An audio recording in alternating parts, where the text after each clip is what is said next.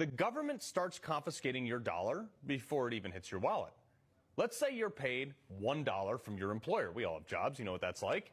Immediately, you're subject to a litany of taxes that you know full well, beginning federal tax and state tax. But for the sake of explanation here today, we're using round numbers and percentages based on national averages. So first, you pay your federal income tax, which based on the national average comes out to about 22% for the median income in America.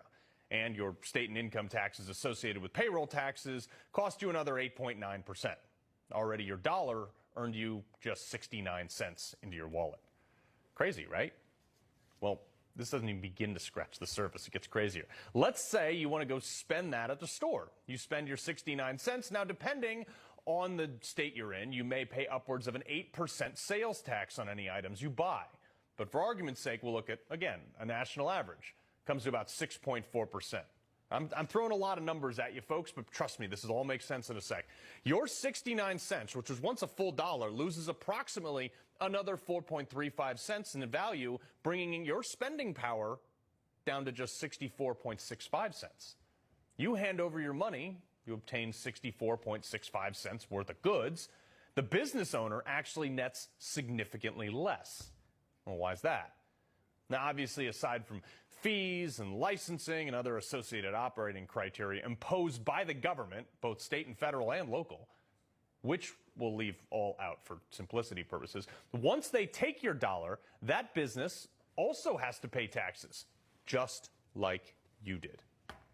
So when they receive your 64 cents, they're hit with a corporate tax. Now, again, look, in the interest of simplicity, we're eliminating standard deductions, but operating as if we're just being taxed on a profit. So hear me out.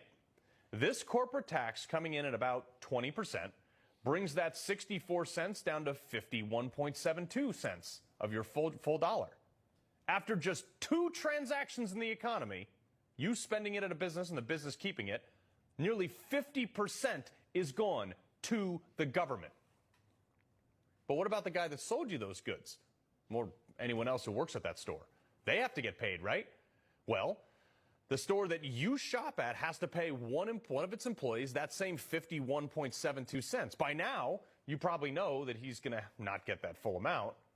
So as soon as that money is paid out, both the employee and the employer are subject to a 15.3% FICA tax, which they evenly split. The employer, only left with 51.72 cents, pays their half of this tax, which comes down to 7.65%, knocking another 4 cents off the value of the business's dollar. So they only have 47.6 cents to pay their employee. And then pays their half of FICA tax and everything like that with the employee. And this is state income tax, as we mentioned earlier. All this averaged in comes to about 8.9% for the employee. Now factor in another 22% for federal income tax, and you're left with just 34.81 cents of value. It's insane, right? If you're not mad, though, strap in. It's going to get a lot worse.